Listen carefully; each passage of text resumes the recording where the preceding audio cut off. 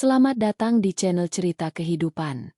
Sebelum lanjut ke cerita selanjutnya, yuk subscribe dan like. Absen dulu di kolom komen ya ah. Udara malam itu terasa lebih berat dari biasanya. Jarum jam dinding di ruang tengah yang luas itu berdetak dengan suara yang seolah menggema, membelah kesunyian rumah yang biasanya menenangkan bagi Maya. Di luar, hujan baru saja reda, menyisakan aroma tanah basah dan tetesan air yang jatuh secara ritmis dari talang atap. Maya masih terjaga, meringkuk di sofa dengan sebuah buku yang tak kunjung ia balik halamannya. Pikirannya melayang jauh ke kota lain, ke tempat suaminya, Bram, yang seharusnya sedang menghadiri konferensi bisnis selama 3 hari. Pesan terakhir dari Bram masuk 2 jam yang lalu. Sudah di hotel, sayang. Capek sekali. Aku tidur duluan ya. I love you. Maya tersenyum getir mengenang pesan itu. Seharusnya ia merasa tenang, namun ada firasat aneh yang menggelitik tengkuknya. Sejak setahun terakhir, Bram menjadi sosok yang sangat disiplin dengan rutinitasnya.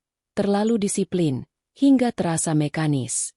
Tepat saat jarum pendek dan panjang jam dinding bertemu di angka 12, sebuah suara keras memecah keheningan. Bra, bra, bra. Maya tersentak hingga bukunya terlempar ke lantai. Itu bukan sekadar ketukan.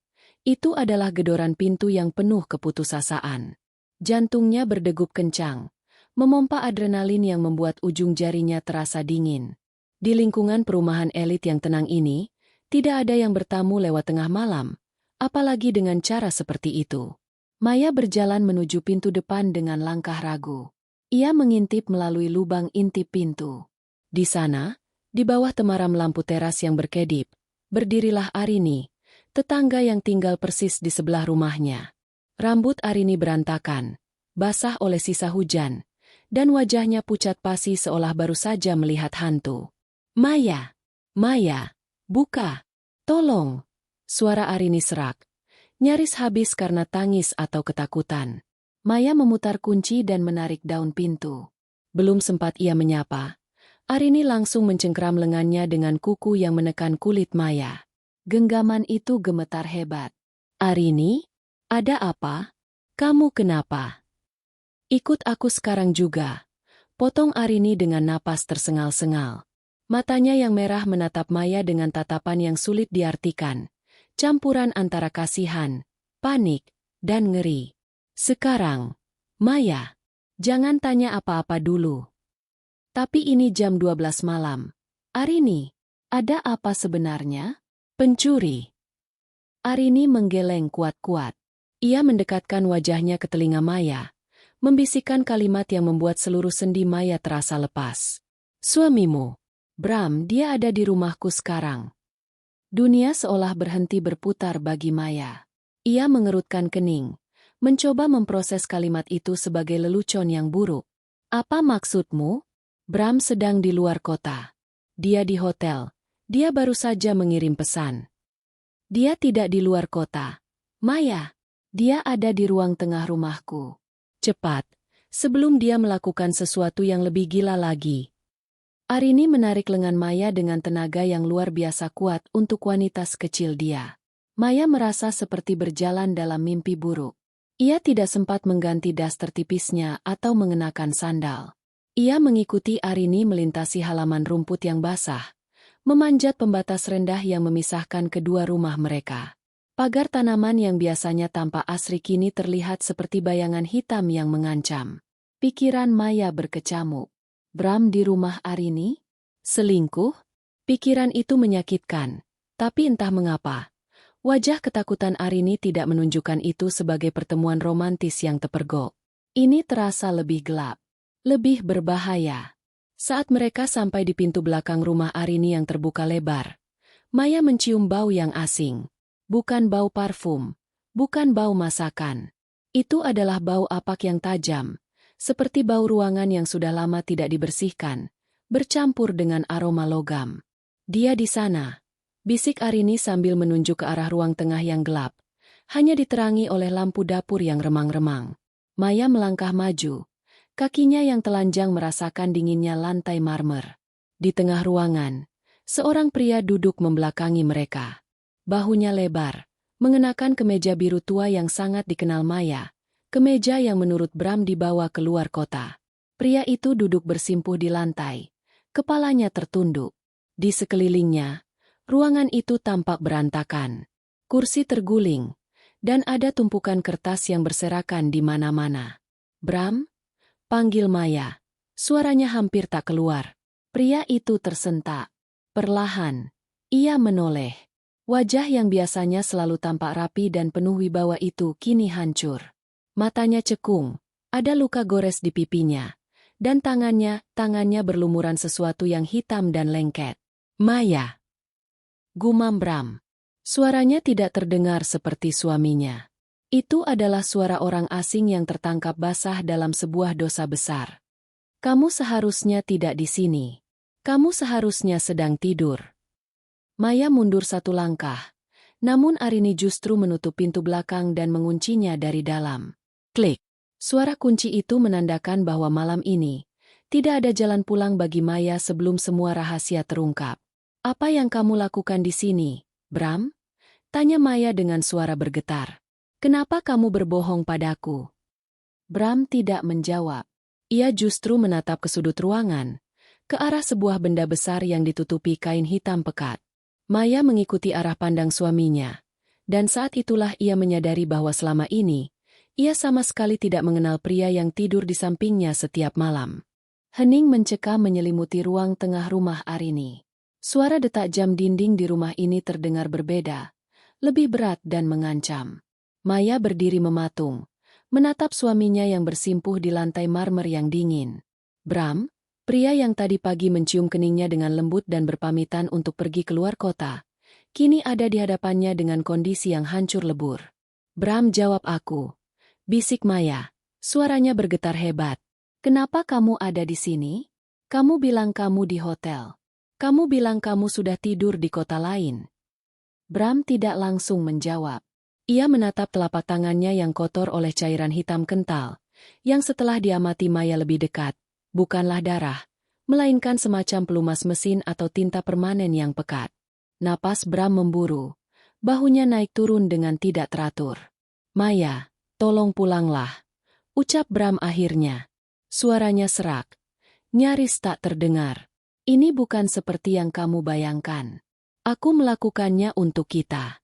Untuk melindungimu." "Melindungiku?" Maya tertawa getir. Tawa yang terdengar seperti tangisan.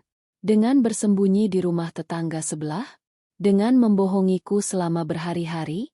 Apa yang kamu lindungi, Bram? Pernikahan kita atau kegilaanmu?" Arini, yang sejak tadi berdiri di dekat pintu yang terkunci, melangkah maju. Wajahnya masih pucat, namun matanya memancarkan kemarahan yang tertahan. "Dia sudah di sini selama 2 minggu. Maya, setiap kali dia bilang padamu dia lembur atau pergi keluar kota, dia sebenarnya ada di sini. Di ruang bawah tanahku, di gudangku, dia merayap seperti tikus." Maya menoleh ke arah Arini dengan tatapan tidak percaya. 2 minggu? Dan kamu baru memberitahuku sekarang? Kenapa kamu membiarkannya, Arini?" Arini menggeleng. Air mata mulai menggenang di pelupuk matanya. "Aku takut, Maya. Dia mengancamku. Dia bilang jika aku bicara sepatah kata pun padamu, dia akan memastikan hidupku hancur. Tapi malam ini dia melampaui batas.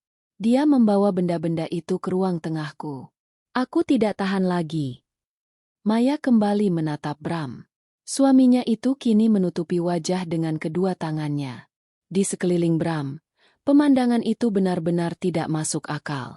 Di atas meja kopi yang biasanya rapi, kini berserakan puluhan foto. Maya melangkah mendekat, mengabaikan peringatan Arini. Ia mengambil salah satu foto. Jantungnya seolah berhenti berdetak. Itu adalah foto dirinya.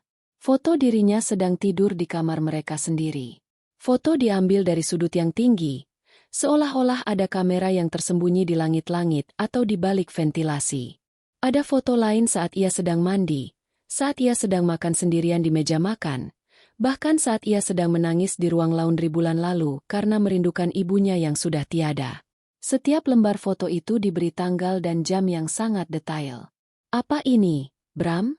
tanya Maya. Suaranya kini terdengar dingin dan hampa. Ketakutannya perlahan berubah menjadi kemarahan yang murni. "Kamu memata-mataiku? Di rumah kita sendiri? Dari rumah sebelah?" Bram mendongak. Matanya berkaca-kaca. "Ada orang yang mencariku, Maya. Orang-orang berbahaya dari masa laluku di firma hukum dulu. Aku tidak bisa membiarkan mereka menyentuhmu. Aku harus tahu siapa saja yang mendekati rumah kita saat aku tidak ada. Aku harus memastikan kamu aman." "Aman?" Maya berteriak. Suaranya menggema di ruangan yang luas itu. "Kamu membuatku merasa seperti tawanan di rumahku sendiri. Kamu membohongiku tentang pekerjaanmu, tentang keberadaanmu, dan sekarang kamu bilang ini untuk keselamatanku." Maya kemudian teringat pada kain hitam besar di sudut ruangan yang sempat ia lihat tadi. Ia berjalan menuju kain itu dengan langkah mantap. "Maya, jangan!" teriak Bram. Mencoba berdiri namun ia terpeleset oleh cairan hitam di lantai. Maya menyentak kain hitam itu hingga terlepas.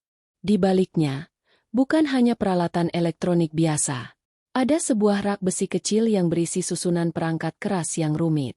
Kabel-kabel malang melintang menghubungkan monitor-monitor kecil yang masih menyala. Di salah satu monitor, Maya melihat pemandangan yang sangat ia kenali, ruang tamunya sendiri. Di monitor lain, terlihat halaman depan rumahnya. Namun yang paling mengerikan adalah sebuah alat berbentuk silinder panjang dengan lensa besar yang diarahkan tepat ke jendela kamar utama mereka di sebelah. Alat itu adalah mikrofon laser jarak jauh dan kamera pengintai militer. Di samping perangkat itu, terdapat sebuah koper perak yang terbuka. Maya melihat isinya. Tumpukan uang tunai dalam ikatan tebal, beberapa paspor dengan foto Bram namun dengan nama yang berbeda-beda, dan sebuah pistol hitam yang tampak dingin dan mematikan. Maya mundur perlahan. Punggungnya menabrak dinding. Oksigen seolah menghilang dari ruangan itu. Pria yang ia nikahi 5 tahun lalu, pria yang ia anggap sebagai pengacara jujur dan suami teladan, ternyata adalah orang asing yang hidup dalam bayang-bayang. "Siapa kamu sebenarnya?" tanya Maya dengan bisikan yang penuh kengerian. Bram mencoba mendekat, merangkak di atas lantai. "Aku tetap Bram Mu. Maya, aku hanya terjebak dalam sesuatu yang sangat besar. Uang itu, paspor itu adalah tiket kita untuk pergi dari sini. Aku sudah merencanakan semuanya. Besok pagi, kita akan pergi. Kita akan mulai hidup baru di tempat di mana tidak ada yang mengenal kita." "Kita?" Maya menunjuk dirinya sendiri dengan jari gemetar. "Kamu pikir aku akan pergi bersamamu setelah melihat semua ini? Kamu gila, Bram. Kamu benar-benar sakit." Tiba-tiba, suara sirene polisi terdengar dari kejauhan, membelah kesunyian malam. Wajah Bram berubah drastis. Kepanikan yang tadinya terlihat sedih kini berubah menjadi ketakutan yang liar. Ia menoleh ke arah Arini dengan tatapan tajam. "Kamu menelepon mereka?" desis Bram. Arini tidak menjawab. Ia hanya memeluk dirinya sendiri sambil terus menangis di pojok ruangan. "Maya, dengarkan aku." Bram meraih pergelangan kaki Maya. "Kita harus pergi sekarang. Jika polisi menemukan koper itu, kita berdua akan tamat. Mereka akan menganggapmu terlibat." Maya menyentak kakinya, melepaskan diri dari cengkeraman Bram. Ia menatap suaminya dengan tatapan jijik yang belum pernah ia rasakan sebelumnya. Malam itu, di jam 12 lewat, rahasia besar itu memang terbongkar. Tapi Maya menyadari bahwa ini hanyalah puncak dari gunung es yang jauh lebih gelap. "Aku lebih baik di penjara daripada hidup dalam kebohonganmu," tegas Maya. Bram berdiri dengan susah payah. Matanya menatap koper perak itu, lalu beralih ke jendela. Di luar, cahaya lampu biru dan merah mulai memantul di pepohonan. Rahasia di seberang pagar itu kini bukan lagi sekadar urusan domestik. Itu telah menjadi masalah hidup dan mati. Suara sirine polisi yang tadi terdengar sayu di kejauhan kini meraung memecah keheningan malam, memantul di antara dinding-dinding beton perumahan yang biasanya tenang. Cahaya merah dan biru berpendar di kaca jendela rumah Arini, menciptakan bayangan yang menari-nari mengerikan di wajah Bram. Namun, Anehnya, Bram tidak lari. Ia justru terpaku, menatap pantulan cahaya itu dengan sorot mata yang kosong, seolah jiwanya baru saja meninggalkan raga. Bram, bangun! Polisi sudah di depan, teriak Maya. Suaranya parau karena emosi yang menguras tenaganya. Bram menoleh pelan. Senyum tipis yang getir menghiasi bibirnya. Polisi? Kamu pikir mereka datang untuk menangkapku karena aku mengintipmu, Maya? Tidak, mereka datang karena dia sudah menemukan aku. Siapa? Siapa yang kamu maksud? Bram tidak menjawab. Ia justru merogoh saku celananya dan mengeluarkan sebuah ponsel tipis yang belum pernah Maya lihat sebelumnya. Di layarnya, terlihat sebuah notifikasi berwarna merah yang berkedip. Breach detected. Selama ini aku membangun alibi yang sempurna, gumam Bram, lebih kepada dirinya sendiri daripada kepada Maya. Aku memesan tiket pesawat atas namaku. Aku melakukan check-in hotel secara daring di Jakarta. Aku bahkan menyuruh orang untuk membawa ponsel utamaku ke sana agar GPS-ku terlacak di hotel itu. Aku menciptakan hantu yang sedang berbisnis di ibu kota. Sementara aku sendiri. Aku hanya berjarak 5 meter dari tempat tidurmu, mengawasimu setiap detik. Maya merasakan mual yang hebat di perutnya. Kamu benar-benar tidak pergi?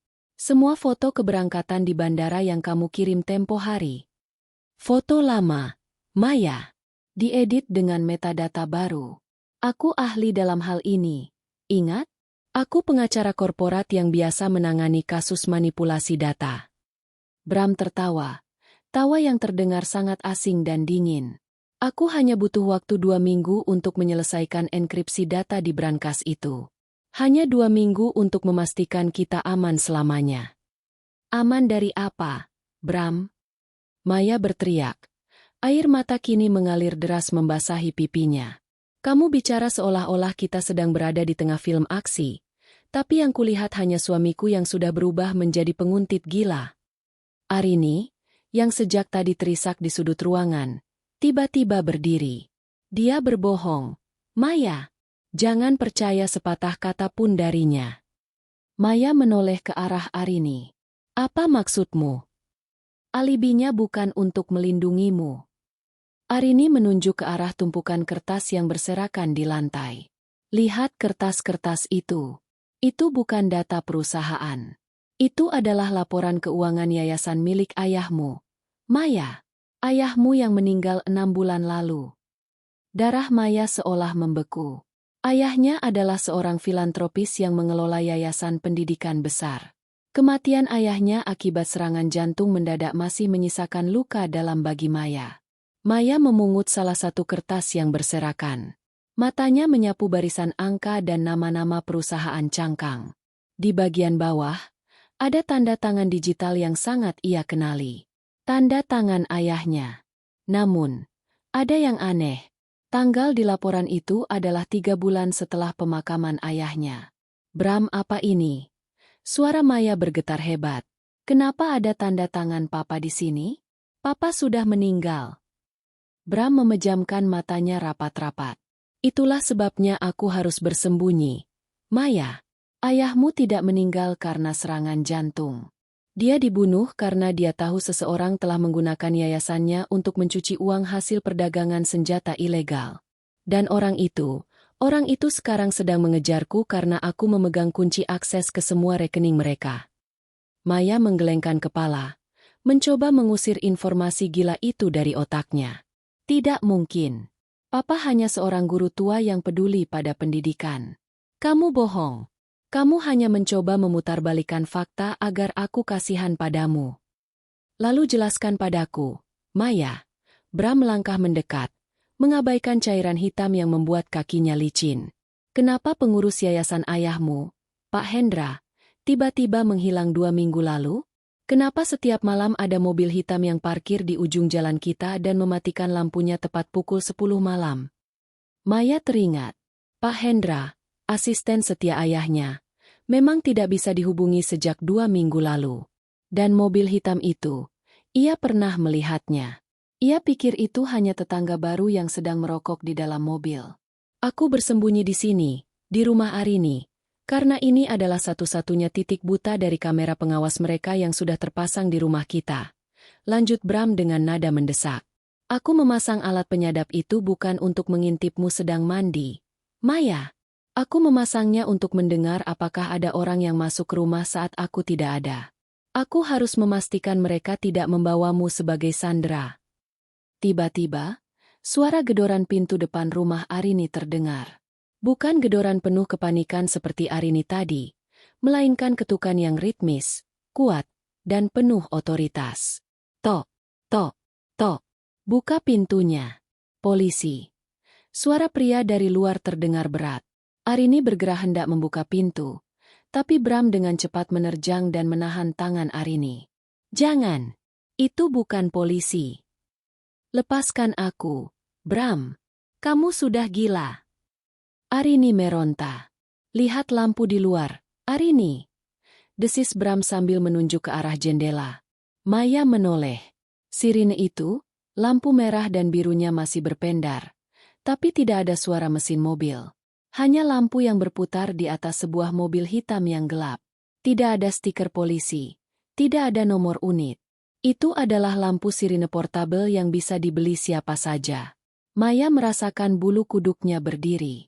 Alibi Bram yang retak mungkin memang penuh dengan kebohongan pribadi. Tapi ancaman di luar sana terasa sangat nyata. Maya.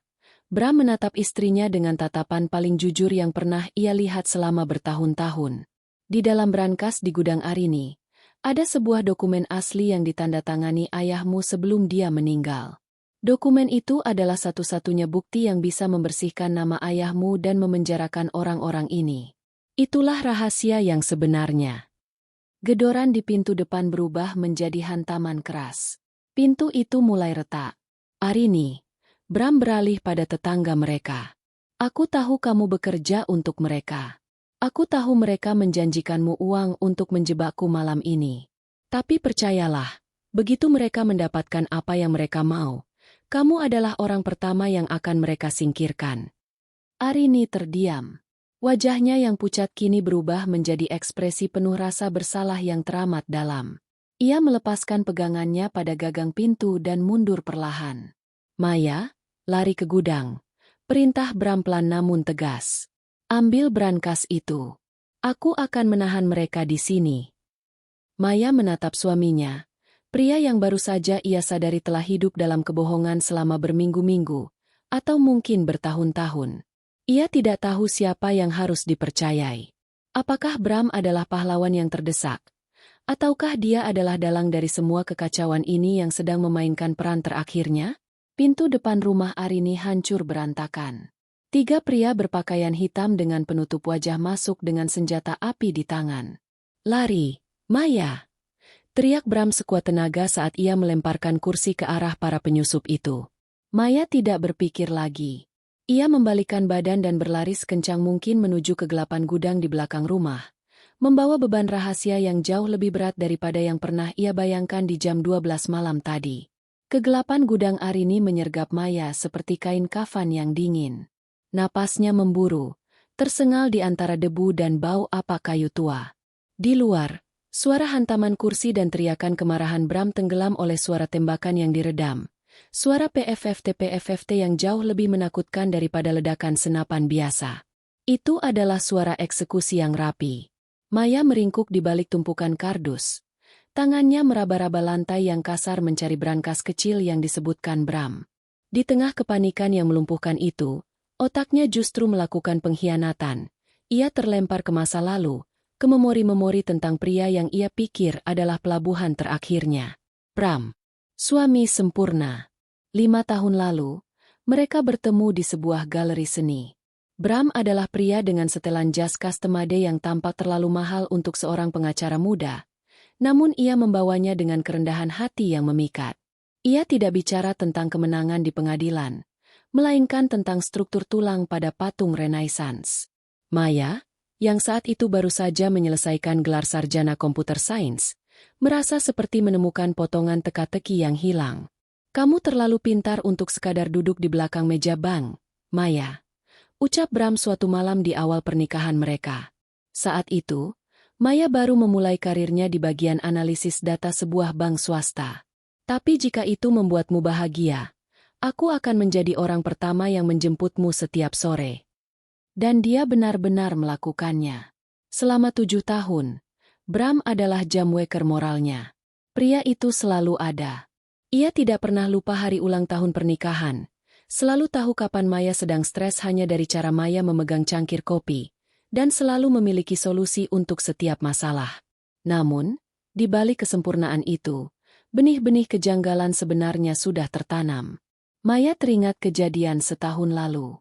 Ia menemukan sebuah kunci kecil di saku celana Bram saat hendak mencucinya. Ketika ditanya, Bram hanya tersenyum tenang, senyum yang kini disadari Maya sebagai topeng yang sangat tebal. Itu kunci loker di kantor. Sayang. Untuk dokumen klien yang sangat rahasia. Jangan sampai hilang ya. Ucapnya sambil mengecup kening Maya. Lalu ada insiden GPS. Suatu sore, mobil Toyota Yaris milik Maya mogok, dan ia harus meminjam mobil SUV hitam milik Bram. Saat menyalakan mesin, layar navigasi otomatis menyala, menampilkan riwayat perjalanan yang aneh.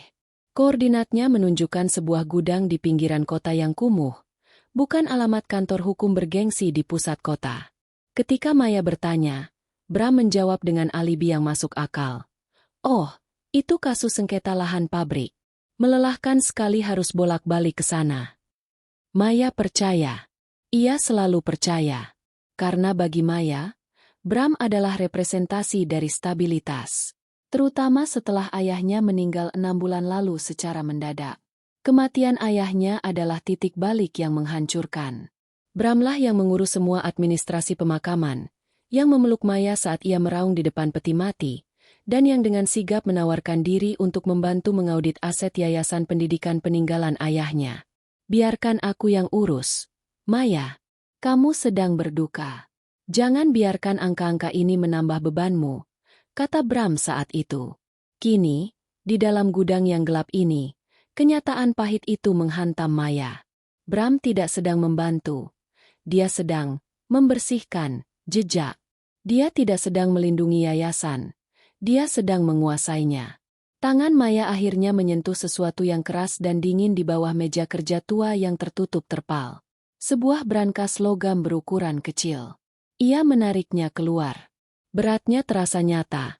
Sebuah beban fisik yang mewakili semua kebohongan suaminya. Maya mencoba mengingat kode angka yang mungkin digunakan Bram. Ulang tahun mereka? Gagal. Nomor plat mobil pertama mereka? Gagal. Ia memeras otaknya, mencoba mencari angka yang paling berarti bagi Bram. Tiba-tiba, ia teringat pada sebuah tanggal yang sering Bram sebut sebagai hari keberuntungan. Mereka, hari di mana mereka pertama kali pindah ke rumah ini, yang persis bersebelahan dengan rumah Arini. 12 Mei 22. Maya menekan angka-angka itu dengan jari gemetar. Klik. Pintu brankas terbuka sedikit. Di dalamnya, tidak ada tumpukan emas atau perhiasan. Hanya ada satu map plastik transparan dan sebuah flash disk hitam dengan logo kecil yang tidak dikenal. Maya membuka map itu. Di lembar pertama, ia melihat foto ayahnya bersama Pak Hendra, asistennya yang hilang. Mereka sedang berdiri di depan sebuah sekolah yang baru dibangun. Namun di lembar kedua, ada salinan akta notaris yang mengerikan. Akta itu menyatakan pengalihan seluruh aset yayasan kepada sebuah perusahaan bernama Bina Karya Abadi.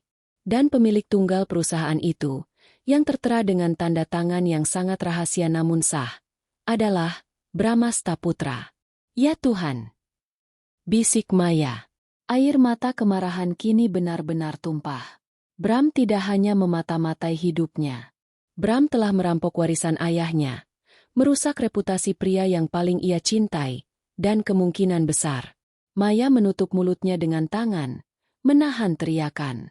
Jika apa yang dikatakan Arini benar, jika ayahnya dibunuh, maka pria yang tidur di sampingnya setiap malam adalah Sang Algojo, atau setidaknya, otak di balik kematian itu.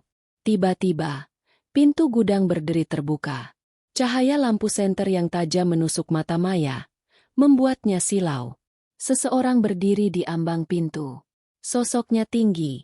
Bayangannya memanjang di lantai gudang yang berdebu. Sudah ketemu, Maya? Suara itu lembut. Terlalu lembut untuk situasi seperti ini. Itu suara Bram. Maya memeluk brankas itu erat-erat ke dadanya. Mencoba mundur hingga punggungnya menabrak dinding kayu. Jangan mendekat, Bram. Atau aku akan menghancurkan flash disk ini. Bram melangkah masuk. Ia tidak lagi tampak panik. Wajahnya tenang, hampir tanpa ekspresi.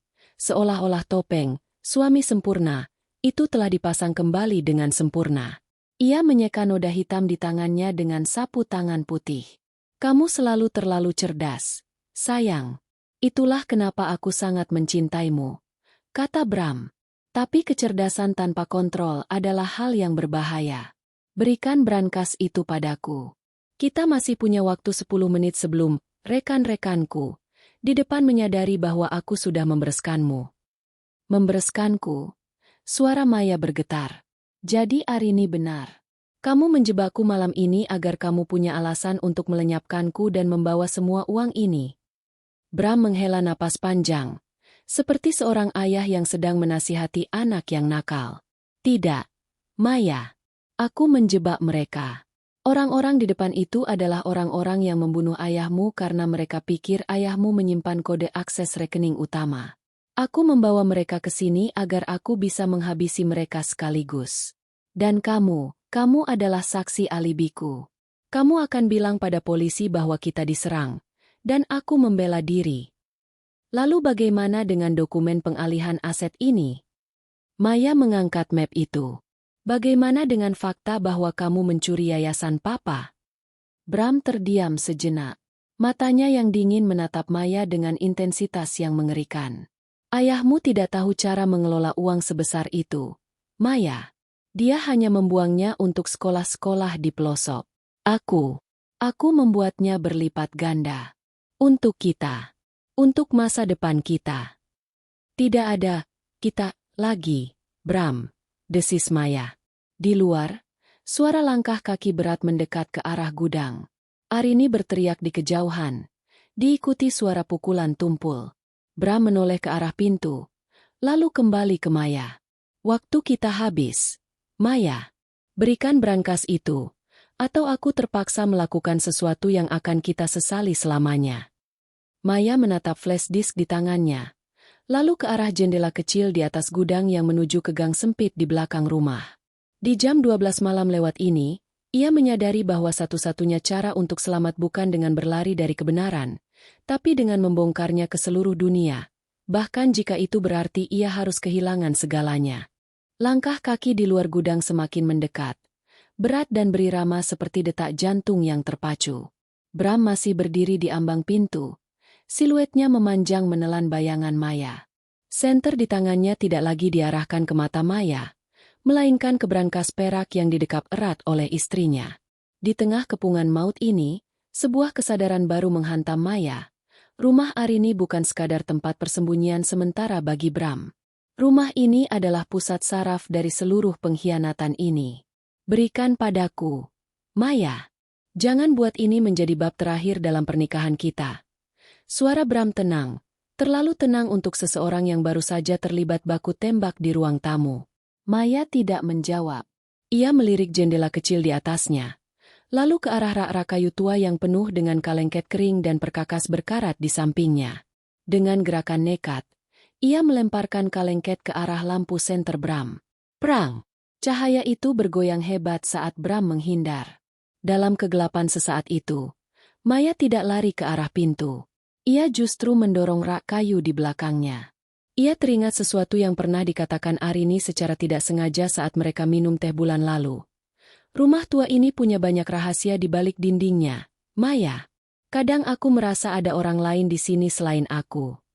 Rak itu bergeser dengan suara gesekan kayu yang memilukan. Di baliknya, bukan dinding beton yang ia temukan, melainkan sebuah pintu kecil berbahan baja yang tampak sangat modern. Kontras dengan estetika gudang yang kumuh. Pintu itu tidak terkunci, seolah-olah seseorang baru saja keluar atau masuk dari sana dengan terburu-buru. Maya menyelinap masuk tepat saat Bram berhasil menyeimbangkan diri dan mengarahkan senternya kembali ke arahnya. Maya, jangan masuk ke sana, teriak Bram. Nada suaranya berubah dari tenang menjadi penuh ketakutan yang nyata. Maya membanting pintu baja itu dari dalam. Tanpa diduga, pintu itu menutup dengan mekanisme magnetik yang halus. Klik. Ia terjebak di dalam. Tapi setidaknya ia terpisah dari suaminya. Ia menyalakan senter dari ponselnya yang masih terselip di saku daster. Cahaya kecil itu menyingkap sebuah tangga spiral beton yang menurun tajam. Udara di sini terasa berbeda. Dingin, kering, dan berbau seperti ozon serta perangkat elektronik yang panas. Maya menuruni tangga itu dengan jantung yang berdegup kencang hingga telinganya berdenging. Di dasar tangga, ia menemukan sebuah ruangan yang luasnya mungkin menyamai seluruh lantai dasar rumah Arini. Ini bukan sekadar gudang. Ini adalah pusat komando. Di sepanjang dinding, monitor-monitor besar menyala dengan cahaya biru pucat. Maya mendekat dan merasa lututnya lemas. Monitor itu menampilkan live feed dari puluhan kamera. Bukan hanya dari rumahnya, tapi dari kantor yayasan ayahnya, rumah Pak Hendra, bahkan area parkir bank tempat Maya dulu bekerja. Dia tidak hanya memata-matai aku, bisik Maya ngeri. Dia memata-matai seluruh hidupku, setiap orang yang pernah kusentuh.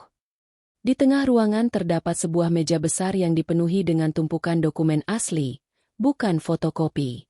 Ada stempel resmi yayasan, buku tabungan atas nama ayahnya yang seharusnya sudah disita polisi, dan yang paling mengejutkan, sebuah paspor atas nama Arini Sulistyo, tapi dengan foto wanita lain yang jauh lebih muda dan tampak tajam. Maya membuka salah satu laci meja. Di sana, ia menemukan sebuah logbook tulisan tangan. Itu adalah tulisan tangan Bram. Ia membacanya dengan cepat. Matanya melompat dari baris ke baris. Hari ke-45. Maya mulai curiga soal lembur. Harus meningkatkan dosis obat penenang di teh malamnya. Hari ke-112. Pak Hendra menolak menandatangani pengalihan aset. Perlu tindakan. Pembersihan. Segera. Hari ke-180. Operasi. Buku harian terlarang. Hampir selesai. Semua aset yayasan telah berpindah ke Bina Karya Abadi.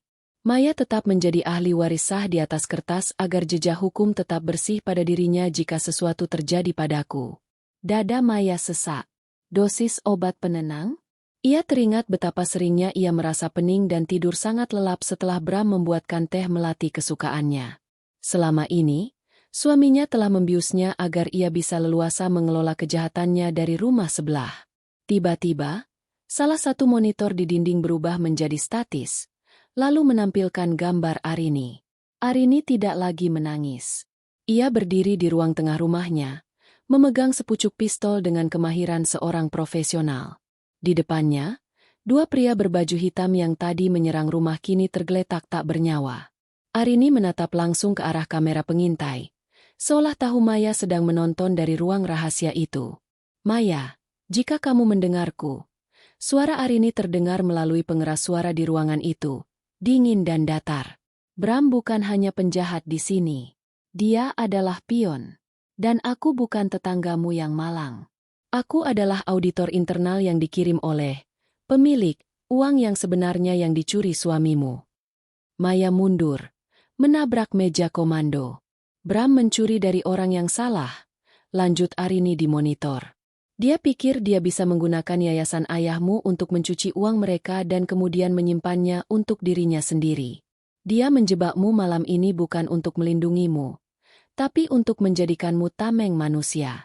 Saat polisi datang, semua bukti akan mengarah padamu sebagai otak di balik penggelapan ini. Dia sudah menyiapkan dokumen yang menyatakan kamu adalah pemilik tunggal perusahaan cangkang itu. Pintu baja di atas tangga spiral mulai dihantam dari luar. Bam! Bam! Bam! Maya! Buka pintunya! Teriak Bram dari atas. Suaranya terdengar putus asa. Arini akan membunuh kita berdua. Dia bukan siapa-siapa. Dia bekerja untuk kartel. Maya terjepit di antara dua pembohong besar. Di atasnya, suaminya yang telah mengkhianati setiap jengkal kepercayaan dan cintanya. Di depannya, melalui monitor, seorang wanita yang selama ini berpura-pura menjadi sahabat dan tetangga, namun ternyata adalah pembunuh bayaran atau agen gelap. Ia menatap brankas kecil di tangannya. Flash disk di dalamnya mungkin berisi kunci enkripsi yang diinginkan Arini, sekaligus bukti kejahatan Bram. Maya melihat sebuah pintu keluar lain di ujung ruangan rahasia itu. Sebuah lorong sempit yang tampaknya mengarah ke gorong-gorong perumahan. Ia tidak punya pilihan. Ia tidak bisa mempercayai Bram, dan ia pasti tidak bisa menyerahkan dirinya pada Arini. Saat pintu baja di atas tangga mulai retak, Maya menyambar sebuah tas ransel di bawah meja, memasukkan brankas dan beberapa dokumen penting ke dalamnya, lalu berlari menuju lorong gelap itu. Malam itu, di bawah tanah rumah tetangganya, Maya menyadari bahwa rahasia besar suaminya hanyalah bagian kecil dari labirin gelap yang kini mengancam nyawanya. Dan untuk bertahan hidup, ia harus menjadi lebih cerdik daripada pria yang telah memantaunya selama bertahun-tahun. Maya merangkak melalui lorong sempit yang pengap. Jantungnya berdegup seirama dengan hantaman pintu baja di belakangnya yang kian menjauh. Cahaya ponselnya menari-nari di dinding beton yang lembab. Lorong ini tidak panjang, hanya sekitar 10 meter sebelum berakhir pada sebuah tangga besi vertikal yang menuju ke atas. Dengan tenaga sisa, ia memanjat, mendorong penutup lubang, dan mendapati dirinya keluar di sebuah ruangan kecil yang sangat ia kenali, gudang peralatan taman di halaman belakang rumahnya sendiri. Bram tidak hanya memata-matai dari sebelah. Dia telah membangun jembatan fisik antara pengkhianatan dan rumah mereka. Maya keluar dari gudang taman. Kakinya yang kotor menginjak rumput basah. Rumahnya tampak tenang dari luar. Sebuah fasad kedamaian yang kini terasa memuakan. Ia masuk melalui pintu dapur yang tidak terkunci. Tentu saja tidak dikunci, karena Bram bebas keluar masuk sesukanya melalui lorong bawah tanah itu. Tujuannya hanya satu, kamar tidur utama. Ia ingat kain hitam besar yang menutupi sesuatu di ruang tengah Arini tadi, dan ia teringat monitor di ruang bawah tanah yang menunjukkan sudut pandang aneh dari dalam kamarnya. Lantai kayu di lantai 2 berderit pelan di bawah kakinya. Maya sampai di depan pintu kamar tidurnya. Ia menarik napas panjang, lalu membukanya. Kamar itu tampak biasa saja, tempat tidur yang rapi, aroma lili yang menenangkan, dan foto pernikahan mereka yang tergantung di dinding. Bram tersenyum lebar, memeluk pinggang Maya dengan protektif. Maya berjalan menuju lemari pakaian besar di sudut ruangan. Ia menggeser pintu lemari, menyingkap deretan gaun dan setelan jas Bram yang kaku. Ia meraba dinding belakang lemari. Kosong. Ia beralih ke ventilasi udara di atas nakas. Juga kosong. Lalu, matanya tertuju pada sebuah cermin besar setinggi badan yang menempel di dinding samping tempat tidur. Cermin itu memiliki bingkai ukiran kayu jati yang tebal. Maya mencoba menggerakkannya. Cermin itu berat, tapi tidak terpaku mati. Ia menarik salah satu sisi bingkai, dan dengan suara engsel yang diminyaki dengan sangat baik, cermin itu terbuka seperti pintu. Di baliknya, ada sebuah ceruk dinding yang dalam. Dan di sanalah sosok itu berada. Bukan manusia, melainkan sebuah instalasi teknologi yang mengerikan. Sebuah kamera dengan lensa telefoto panjang yang diarahkan tepat ke bantal tempat Maya biasanya tidur. Di sampingnya, ada perangkat sensor panas yang mencatat detak jantung dan pernapasan. Namun yang paling membuat Maya mual adalah sebuah tabung kecil yang terhubung ke sistem ventilasi kamar. Tabung itu berisi cairan bening dengan label berkode sedatif VA4. Inilah alasan mengapa ia selalu tidur lelap. Inilah alasan mengapa ia tidak pernah mendengar Bram keluar masuk rumah di tengah malam. Suaminya telah membiusnya setiap malam, mengubahnya menjadi objek observasi di laboratorium pribadinya sendiri. Namun, ada sesuatu yang lebih menonjol di sana. Sebuah monitor kecil yang sedang merekam suara. Maya memakai headphone yang tergantung di sana. Ia mendengar suara bisikan. Bukan suara Bram, bukan suara Arini. Target sudah dipancing keluar. Operasi pembersihan dimulai pukul 00.45. Pastikan semua dokumen di brankas diamankan. Istrinya hanya gangguan kecil. Eliminasi jika perlu. Suara itu, Maya mengenalnya. Itu adalah suara Pak Hendra. Asisten ayahnya yang katanya hilang. Maya melepaskan headphone itu dengan tangan gemetar. Pak Hendra tidak hilang karena diculik atau dibunuh oleh orang jahat. Pak Hendra adalah bagian dari konspirasi ini. Mungkin dialah otak sebenarnya. Dan Bram hanyalah eksekutor lapangan yang rakus. Tiba-tiba, lampu kamar menyala terang. Maya berbalik dengan cepat. Arini berdiri di ambang pintu kamar. Ia tidak lagi membawa pistol, melainkan sebuah tabung suntik kecil. Wajahnya yang tadinya tampak seperti auditor dingin kini kembali menjadi Arini si tetangga ramah, tapi dengan binar mata yang haus darah. "Kamu terlalu banyak tahu, Maya," ucap Arini pelan. "Seharusnya kamu tetap tidur di bawah pengaruh gas itu. Hidup akan jauh lebih mudah bagimu jika kamu mati dalam mimpi indah." "Di mana Bram?" tanya Maya, mencoba mencari celah untuk lari. "Bram sedang sibuk bernegosiasi dengan maut di bawah tanah," jawab Arini sambil melangkah maju. "Dia pikir dia bisa mengkhianati organisasiku untuk menyimpan uang ayahmu sendiri. Dia bodoh. Tapi kamu adalah kunci enkripsi yang hidup, Maya.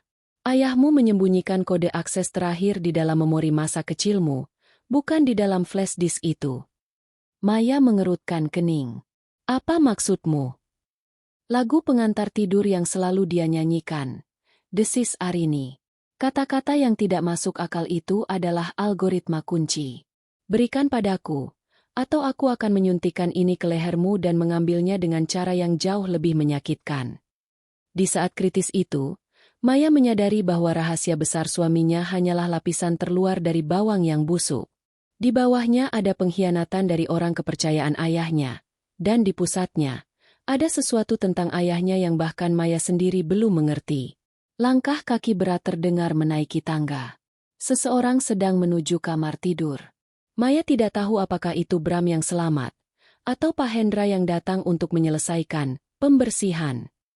Langkah kaki itu berat, menyeret, dan penuh amarah. Maya berdiri mematung di antara Arini yang mengancam dengan jarum suntik dan pintu lemari rahasia yang menganga lebar.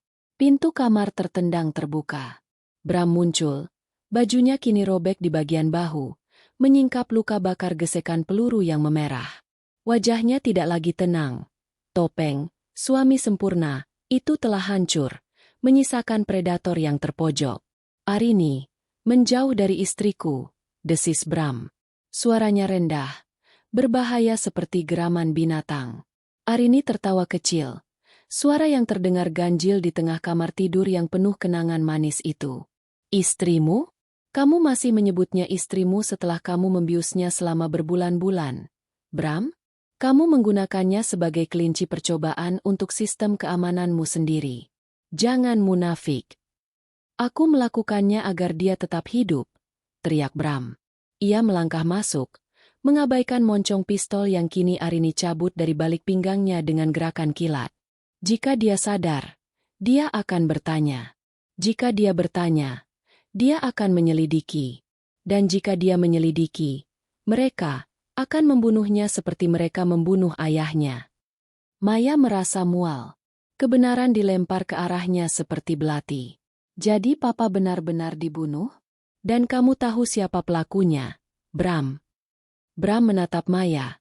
Matanya berkaca-kaca oleh campuran rasa bersalah dan kegilaan. "Pak Hendra bukan asisten, Maya. Dia adalah pengawas dari konsorsium. Ayahmu mencoba menarik keluar dana yayasan untuk melaporkan mereka ke otoritas internasional. Dia terlalu jujur untuk dunianya sendiri. Aku mencoba menyelamatkannya, tapi aku terlambat. Jadi, aku mengambil alih aset itu agar mereka tidak bisa menyentuhnya. Dengan cara mencurinya untuk dirimu sendiri." Potong Arini tajam. "Kamu tidak menyelamatkan apapun, Bram. Kamu hanya ingin menjadi raja baru di atas tumpukan uang berdarah itu." Situasi memuncak dalam hitungan detik. Arini mengarahkan pistolnya ke kepala Bram, sementara tangan kirinya masih memegang suntikan penenang yang diarahkan ke Maya. Di tengah ketegangan itu, ponsel di saku Maya bergetar. Sebuah panggilan masuk. Tanpa melihat, Maya menekan tombol terima dan mengaktifkan pengeras suara. "Maya, ini Hendra. Jangan percaya pada siapapun di ruangan itu. Bram membunuh ayahmu karena ayahmu menemukan bahwa Bramlah yang memalsukan tanda tangan di dokumen pengalihan aset pertama. Dan Arini, dia bukan auditor. Dia adalah adik dari pria yang suamimu jebloskan ke penjara 5 tahun lalu. Ini semua adalah balas dendam pribadi yang dibungkus dengan keserakahan.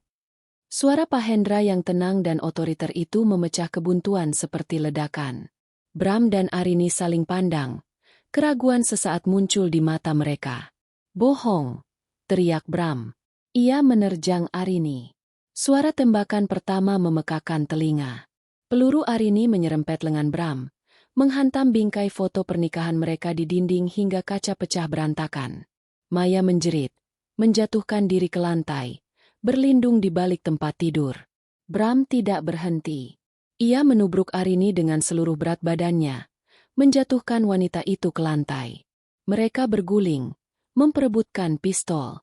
Jarum suntik di tangan Arini terlepas, pecah, dan cairannya membasahi karpet bulu yang mahal. "Berikan kodenya. Maya, lari!" Bram berteriak sambil menahan tangan Arini yang berusaha mengarahkan pistol ke wajahnya. Maya melihat pistol itu terjatuh dari tangan Arini dan meluncur ke kolong tempat tidur, tepat di depan wajahnya. Jantungnya berdegup kencang hingga ia merasa bisa pingsan kapan saja. Inilah pria yang ia cintai, pria yang mungkin telah membunuh ayahnya, namun kini sedang bertaruh nyawa melawan wanita yang ingin melenyapkannya. Maya meraih pistol dingin itu. Tangannya gemetar hebat. Ia berdiri, mengarahkan senjata itu ke arah dua orang yang sedang bergulat di lantai. "Berhenti! Sekarang!" teriak Maya dengan suara yang belum pernah ia dengar sebelumnya. Suara yang lahir dari keputusasaan yang murni. Bram dan Arini membeku. Mereka menatap Maya. Moncong pistol itu bergoyang di antara keduanya. "Maya, sayang, berikan padaku. Aku akan membereskan ini," ucap Bram dengan suara manipulatifnya yang biasa. "Jangan, Maya. Dia yang membunuh ayahmu. Dia yang membunuh Pak Hendra malam ini di depan mataku." Arini berteriak. Napasnya tersengal. "Diam kalian berdua." Maya mundur menuju pintu kamar. Air mata mengalir deras. "Kalian berdua adalah monster. Bram, kamu membiusku. Kamu memata-matai setiap gerak-geriku. Kamu mengubah rumahku menjadi penjara. Aku melindungimu. Tidak, kamu melindungi investasimu." Maya menarik pelatuk, bukan ke arah mereka, melainkan ke arah monitor pengawas di balik cermin. Dar! Monitor itu meledak dalam percikan api listrik. Maya berbalik dan berlari keluar kamar, menuruni tangga dengan kecepatan yang membahayakan nyawanya. Di belakangnya, ia mendengar suara perkelahian berlanjut dengan lebih brutal. Ia harus keluar dari rumah ini. Ia harus menemukan kebenaran yang sesungguhnya. Kebenaran yang disembunyikan ayahnya dalam lagu pengantar tidur yang kini mulai terngiang-ngiang di kepalanya. Saat ia mencapai pintu depan, ia melihat sebuah mobil hitam berhenti tepat di depan pagar. Pintu mobil terbuka. Seorang pria tua dengan setelan jas rapi keluar. Itu Pak Hendra.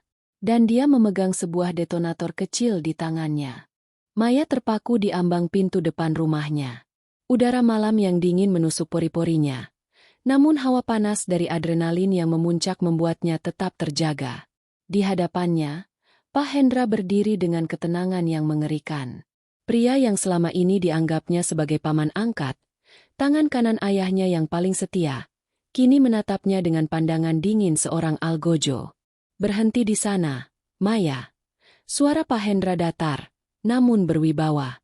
Di tangannya, sebuah alat kecil dengan lampu merah berkedip, detonator, tampak mengancam. "Jangan biarkan emosimu menghancurkan kerja keras ayahmu selama puluhan tahun." "Kerja keras apa, Pak Hendra?" teriak Maya. Suaranya pecah oleh isak tangis. "Penggelapan uang? Pencucian uang? Atau membiarkan suamiku membiusku setiap malam?" Pak Hendra menghela napas. Langkahnya maju perlahan, membuat Maya mundur hingga punggungnya menabrak pilar teras. "Ayahmu adalah seorang visioner. Dia tahu sistem keuangan dunia ini korup. Dia membangun yayasan itu bukan hanya untuk sekolah, tapi sebagai lubang tikus bagi dana-dana gelap yang ia ambil dari para penguasa untuk didistribusikan kembali. Dia pahlawan, Maya. Tapi pahlawan butuh perlindungan. Bram adalah pelindungnya. Dan Arini. Suara debuman keras terdengar dari lantai atas, diikuti teriakan kesakitan. Arini terjatuh dari balkon lantai 2. Tubuhnya menghantam atap kanopi sebelum mendarat keras di atas rumput halaman yang basah. Ia mengerang, mencoba bangkit namun kakinya tampak patah di sudut yang tidak wajar. Bram muncul di langkan balkon, wajahnya bersimbah darah, napasnya tersengal-sengal. Ia menatap ke bawah, ke arah Pak Hendra dan Maya. "Hendra, jangan sentuh dia." Arini, meski dalam kesakitan yang luar biasa, tertawa parau. Ia meludah darah ke tanah. "Hendra, kamu pikir kamu bisa mengendalikan semuanya? Kamu pikir aku hanya bidak kecil?" Arini menoleh ke arah Maya. Matanya yang tajam kini meredup namun penuh kebencian. "Maya, dengarkan aku. Namaku bukan Arini Sulistyo. Namaku adalah Sarah. Adik dari narapidana yang suamimu kurbankan 5 tahun lalu untuk menutupi jejak pertama pencucian uang ayahmu. Bram mengirim kakakku ke penjara bawah tanah yang paling gelap agar yayasan ayahmu tetap terlihat bersih di mata publik." Maya menutup mulutnya dengan tangan. Setiap kata yang keluar dari mulut Arini, atau Sarah, seperti palu yang menghancurkan sisa-sisa kewarasannya. "Aku mendekatimu bukan hanya untuk uang itu, Maya," lanjut Sarah dengan suara melemah. "Aku ingin kamu merasakan apa yang aku rasakan. Kehilangan keluarga, kehilangan kepercayaan, dan hidup dalam kebohongan yang dirancang oleh pria yang kamu cintai. Aku ingin melihat kerajaan kecil ayahmu ini runtuh berkeping-keping." "Cukup, Sarah," bentak Pak Hendra. Ia menekan satu tombol di detonator. Tiba-tiba, lampu-lampu di rumah Arini di sebelah padam total, diikuti suara ledakan kecil dari ruang bawah tanah, tempat pusat komando berada. "Data itu sudah dihancurkan. Sekarang hanya tersisa kunci di kepalamu, Maya." Bram turun dengan cepat melalui tangga dalam rumah dan berlari keluar ke teras, berdiri di antara Maya dan Pak Hendra. Ia memegang lengan Maya dengan protektif, namun Maya menyentaknya kasar. "Jangan sentuh aku, Bram. Kamu pembunuh. Kamu pembohong." "Maya, sayang, dengarkan aku sekali saja," bisik Bram, matanya memohon. "Sarah benar tentang kakaknya. Tapi aku melakukannya karena ayahmu diancam. Jika aku tidak memberikan kambing hitam, ayahmu akan dibunuh 5 tahun lalu. Aku melakukan segalanya untuk menjaga kalian tetap utuh." "Dengan cara membiusku?" tanya Maya dingin. "Karena kamu terlalu suci untuk dunia ini, Maya. Jika kamu tahu dari mana uang sekolah anak-anak itu berasal, kamu tidak akan pernah bisa tidur lagi." Bram berteriak. Frustrasinya memuncak. Pak Hendra melangkah mendekat, mengabaikan Sarah yang kini tergeletak pingsan di rumput. "Waktu kita habis. Mobil-mobil konsorsium akan sampai di sini dalam 3 menit. Mereka tidak akan bicara sepertiku. Mereka akan meratakan rumah ini jika kodenya tidak diserahkan." Maya menatap ketiga orang itu bergantian, suaminya yang manipulatif, asisten ayahnya yang dingin, dan tetangganya yang haus dendam. Semuanya menginginkan sesuatu darinya. Sesuatu yang bahkan ia sendiri tidak sadar ia miliki. Lagu itu. Di tengah kekacauan, potongan melodi lagu pengantar tidur yang dinyanyikan ayahnya setiap malam saat ia kecil mulai berputar jelas di kepalanya. "Bintang jatuh di sumur tua, hitunglah 7 di balik cahaya."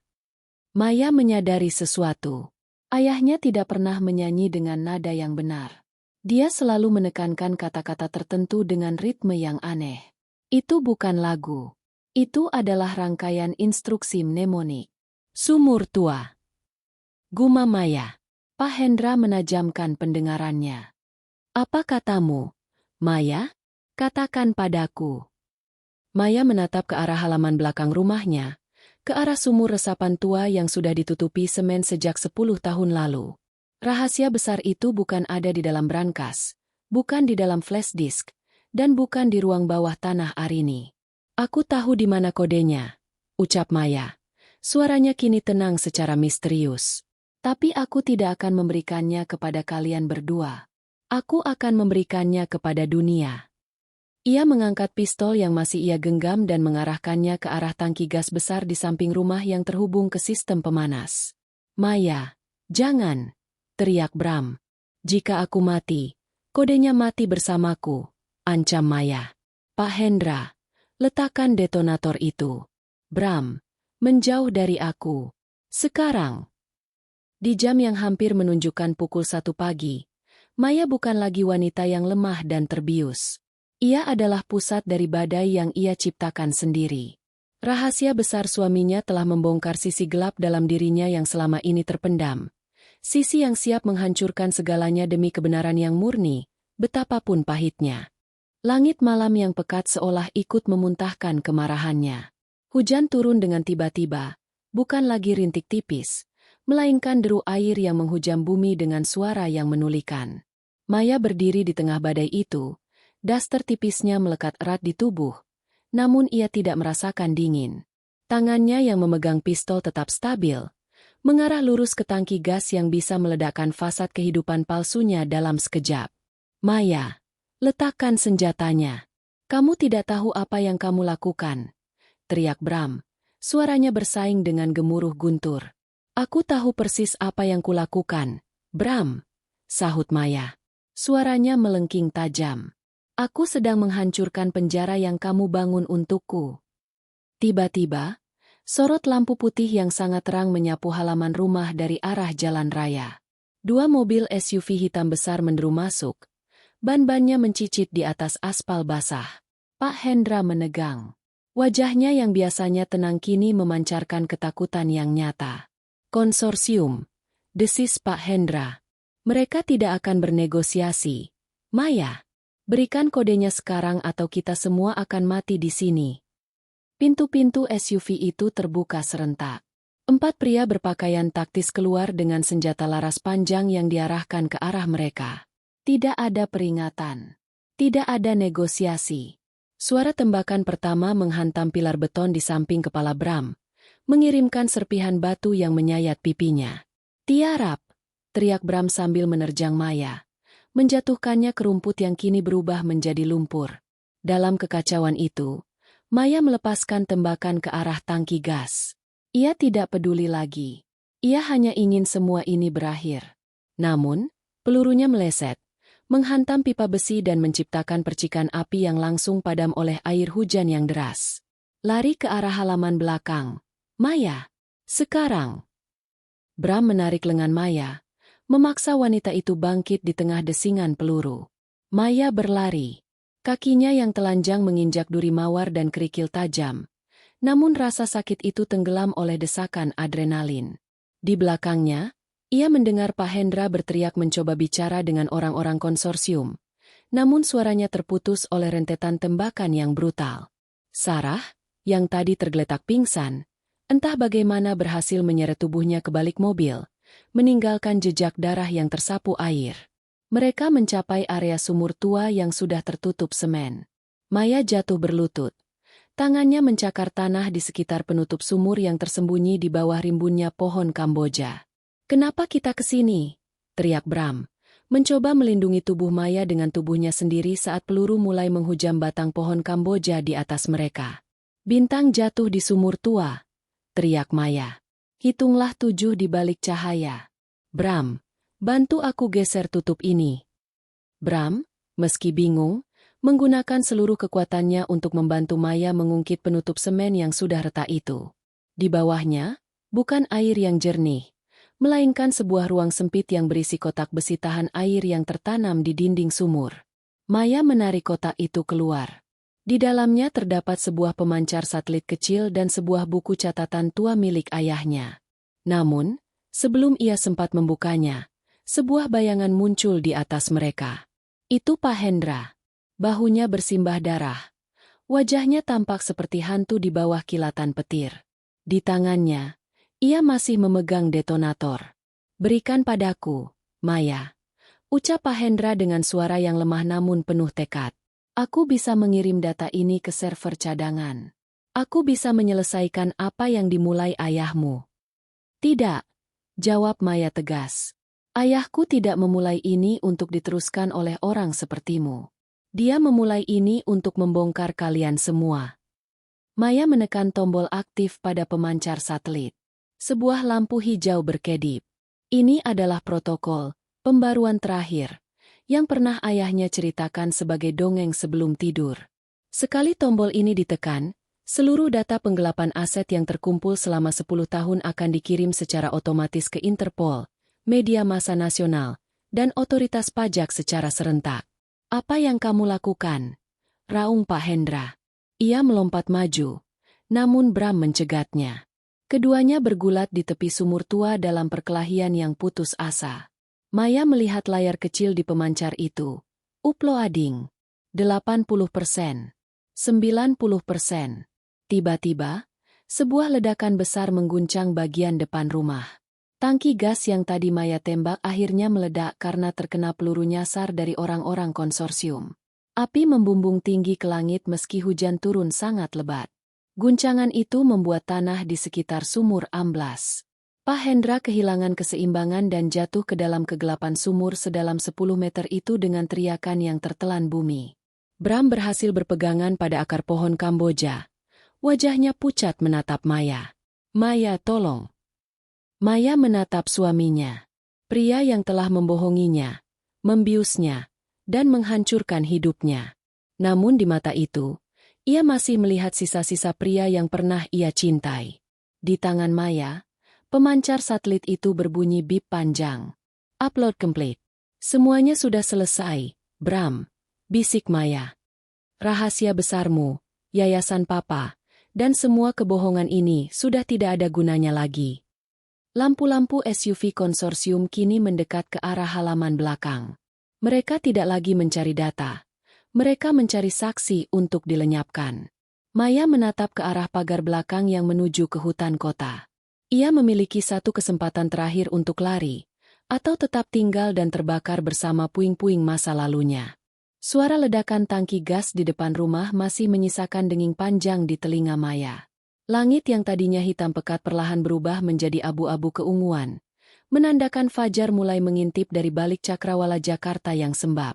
Hujan yang tadinya menggila kini menyisut menjadi gerimis tipis, seolah lelah menyaksikan pertumpahan darah di halaman rumah itu. Bram masih berpegangan pada akar pohon Kamboja yang mencuat dari bibir sumur yang amblas. Napasnya tersengal, matanya menatap Maya dengan tatapan yang sulit diartikan. Campuran antara ketakutan akan kematian dan penyesalan yang mendalam. Di bawah sana, di kegelapan sumur, Pak Hendra tidak lagi bersuara. Detonator yang ia pegang telah mati, terkubur bersama ambisi kotornya. Maya, tolong aku, bisik Bram. Tangannya yang bersimbah darah mulai tergelincir dari akar yang licin. Maya berdiri di tepi lubang, memegang pemancar satelit yang baru saja menyelesaikan tugasnya menghancurkan reputasi semua orang di ruangan ini, termasuk ayahnya sendiri.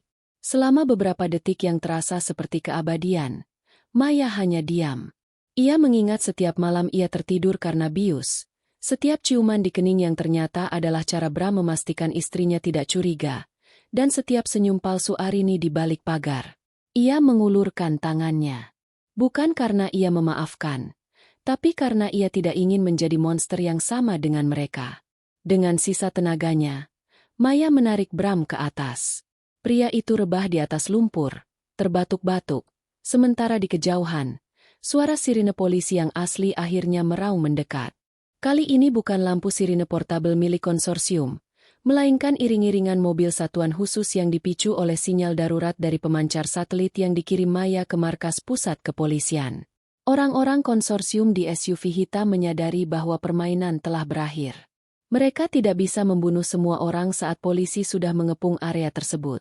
Dengan suara decitan ban yang memekakan telinga, kedua mobil itu memutar balik, melarikan diri ke kegelapan jalan raya, meninggalkan Sarah yang masih merintih di balik semak-semak.